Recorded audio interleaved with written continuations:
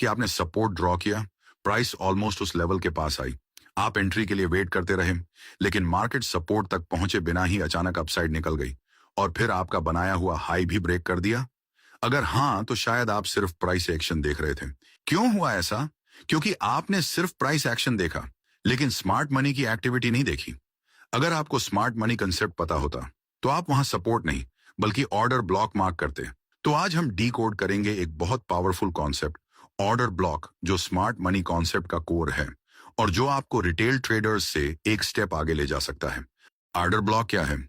Order block एक price range होती है जहां स्मार्ट मनी बड़ी क्वांटिटी में बाई या सेल करती है। यही वो जोन होता है जहां इंस्टीट्यूशंस अपने ऑर्डर्स एक्यूमुलेट करते हैं। एग्जाम्पल से समझते हैं, मान लीजिए मार्केट बुलिश है और ब्रेक ऑफ स्ट्रक्चर बनाते हुए ऊपर जा रही है। अब अगर हमें एंट्री लेनी हो तो हम 100, 200 या 1000 क्वांटिटी बाय करेंगे, लेकिन स्मार्ट मनी वो लाखों की क्वांटिटी बाय करती है। अगर वो एक ही प्राइस पर एंटर करेगी तो प्राइस इंस्टेंटली शूट कर जाएगी, जिससे बाइंग प्रीमियम बढ़ जाएगा और उन्हें हायर प्राइस पर एंट्री लेनी पड़ेगी। इसीलिए स्मार्ट मनी कभी सिंगल प्राइस पर ऑर्डर नहीं डालती, वो एक रेंज चूज करती है। मान लीजिए करंट प्राइस 40 रुपये है, तो वो 40, 42, 45 जैसे लेवल्स में ऑर्डर्स डिस्ट्रीब्यूट करती है। क्यों? ताकि उनका पूरा ऑर्डर स्मूथली एग्जीक्यूट हो सके। लेकिन अक्सर उनके सारे ऑर्डर्स एक साथ फिल नहीं होते, कुछ पेंडिंग रह जाते हैं। अब ध्यान से समझिए, जब प्राइस ऊपर मूव करती है तो स्मार्ट मनी थोड़ा सेलिंग प्रेशर क्रिएट करती है, प्राइस को नीचे लाती है। कहां तक? जहां रिटेल ट्रेडर्स के स्टॉप लॉस होते हैं, वहां लिक्विडिटी मिलती है और सेलिंग प्रेशर दिखता है। फिर प्राइस अपने आप नीचे आती है और जैसे ही वो ऑर्डर ब्लॉक जोन तक पहुंचती है, स्मार्ट मनी के पेंडिंग ऑर्डर्स एग्जीक्यूट होते हैं और प्राइस फिर से स्ट्रॉन्ग अपसाइड मूव करती है। ऑर्डर ब्लॉक मार्क करना आसान है, लेकिन सही ऑर्डर ब्लॉक मार्क करना ही असली स्किल है। अगर आप हर रेड कैंडल को ऑर्डर ब्लॉक समझ रहे हो, तो आप स्मार्ट मनी नहीं, बस गेस वर्क कर रहे हो। तो चलो डिटेल में समझते हैं। चार्ट पर वैलिड ऑर्डर ब्लॉक आइडेंटिफाई कैसे करें, कौन सा ऑर्डर ब्लॉक स्ट्रांग होता है और कौन सा कंप्लीटली इनवैलिड। एक, सबसे बड़ी गलती। अक्सर हम क्या करते हैं, मार्केट अप ट्रेंड में होती है, जहां से स्ट्रॉन्ग ग्रीन कैंडल ऊपर जाती है, हम उसके पहले वाली रेड कैंडल को ऑर्डर ब्लॉक मानकर मार्क कर देते हैं, और बेरिश मार्केट में जहां से स्ट्रॉन्ग डाउन मूव शुरू हुआ, उसके पहले वाली ग्रीन कैंडल को ऑर्डर ब्लॉक मान लेते हैं। लेकिन ये हमेशा सही मार्किंग नहीं होती। अब ध्यान से सुनो, वैलिड ऑर्डर ब्लॉक पहचानने के लिए कुछ कंडीशन जरूरी हैं। Rule 1, momentum candle. जब भी ऑर्डर ब्लॉक बने, उसके बाद स्ट्रॉन्ग मोमेंटम कैंडल आनी चाहिए। छोटी कैंडल नहीं, प्रॉपर बॉडी वाली एक्सप्लोसिव कैंडल। क्यों? क्योंकि यही दिखाती है कि स्मार्ट मनी एग्रेसिवली एंटर हुई है। Rule 2, liquidity SVEEP. Momentum candle बनने से पहले लिक्विडिटी स्वीप दिखना चाहिए, मतलब प्रीवियस हाई या प्रीवियस लो को स्वीप किया हो। अगर बेरिश ऑर्डर ब्लॉक है तो ऊपर की लिक्विडिटी स्वीप होनी चाहिए। अगर बुलिश ऑर्डर ब्लॉक है तो नीचे की लिक्विडिटी स्वीप होनी चाहिए। लिक्विडिटी स्वीप के बिना ऑर्डर ब्लॉक अधूरा है। Invalid condition. अगर लास्ट कैंडल प्रीवियस कैंडल के नीचे क्लोज कर दे और अगली कैंडल उसे क्रॉस ही ना करे, तो वो ऑर्डर ब्लॉक इनवैलिड है। Simple, no sweep, no momentum, no validity. यहां देखो, ये बुलिश कैंडल अपनी प्रीवियस कैंडल के हाई को ब्रेक करके ऊपर क्लोज हुई है, मतलब लिक्विडिटी स्वीप हुआ है, तो हम इसे वैलिड ऑर्डर ब्लॉक मान सकते हैं।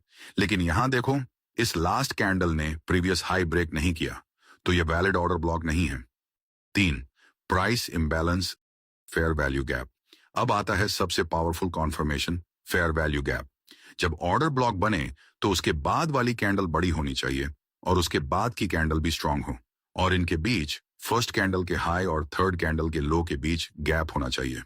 इसी गैप को कहते हैं प्राइस इम्बैलेंस या फेयर वैल्यू गैप। और याद रखना, स्ट्रॉन्ग ऑर्डर ब्लॉक बराबर momentum plus liquidity SVEEP plus FVG। 4, field versus Anfield order block. Order block हमेशा फ्रेश होना चाहिए। अगर प्राइस बाद में वापस आकर उस जोन को टच कर लेती है, तो समझो पेंडिंग ऑर्डर्स फिल हो चुके हैं, और एक फिल्ड ऑर्डर ब्लॉक को दूसरी बार यूज नहीं किया जाता।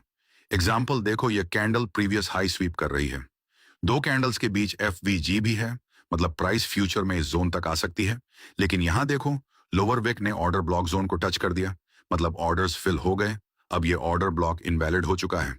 5, break of structure. Order block को कभी भी आइसोलेटेड मत देखो, हमें हमेशा ब्रेक ऑफ स्ट्रक्चर ध्यान में रखना है। ऑर्डर ब्लॉक बनने के बाद क्या प्रॉपर ब्रेक ऑफ स्ट्रक्चर हुआ? अगर हुआ तो ऑर्डर ब्लॉक स्ट्रांग है, अगर नहीं तो वो ट्रैप भी हो सकता है। Inducement concept. कभी कभी ब्रेक ऑफ स्ट्रक्चर के बाद मार्केट थोड़ा ऊपर या नीचे फेक मूव करती है, जिसे हम इंड्यूसमेंट कहते हैं। अगर इंड्यूसमेंट बनता है तो ऑपोजिट डायरेक्शन में स्ट्रांग मूव आने के चांसेस बढ़ जाते हैं।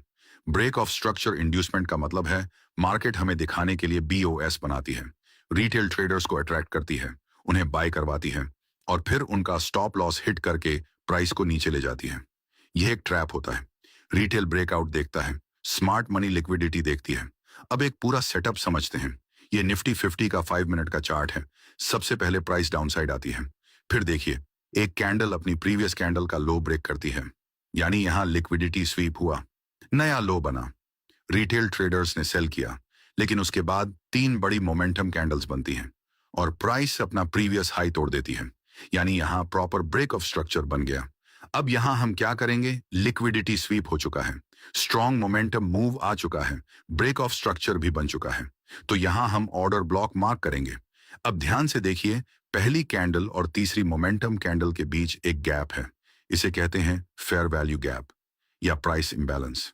यह दिखाता है कि मूव एग्रेसिव था और ऑर्डर ब्लॉक स्ट्रांग है। अब सोचिए, बीओएस देखकर रिटेल ट्रेडर क्या करेगा? बाय करेगा, स्टॉप लॉस रीसेंट लो के नीचे लगाएगा। मार्केट क्या करेगी? थोड़ा ऊपर जाएगी, कॉन्फिडेंस देगी, फिर अचानक डाउनसाइड मूव करेगी। ब्रेकआउट पर बाय करने वालों का स्टॉप लॉस हिट होगा, लिक्विडिटी कलेक्ट होगी और प्राइस सीधे नीचे जाएगी जहां ऑर्डर ब्लॉक जोन है। जैसे ही प्राइस ऑर्डर ब्लॉक जोन में आती है, स्मार्ट मनी के पेंडिंग ऑर्डर्स फिल होते हैं और वहीं से स्ट्रॉन्ग अपसाइड मूव शुरू होता है। आप देख सकते हैं, उसके बाद मार्केट नया हाई बनाती है। यही है स्मार्ट मनी का असली गेम। एक हाई प्रोबेबिलिटी सेटअप के लिए याद रखें: liquidity sweep, strong momentum move, proper break of structure, fair value gap, inducement trap, fresh order block zone. जब ये सभी पॉइंट्स अलाइन होते हैं, तभी बेस्ट एंट्री मिलती है। अब आपका होमवर्क: पिछले 6 महीने का कोई भी चार्ट खोलें, इन रूल्स के साथ कम से कम 20 ऑर्डर ब्लॉक्स मार्क करें। जब तक आप खुद बैक टेस्ट नहीं करेंगे, कॉन्फिडेंस नहीं आएगा। एसएमसी देखने का नहीं, समझने का कॉन्सेप्ट है।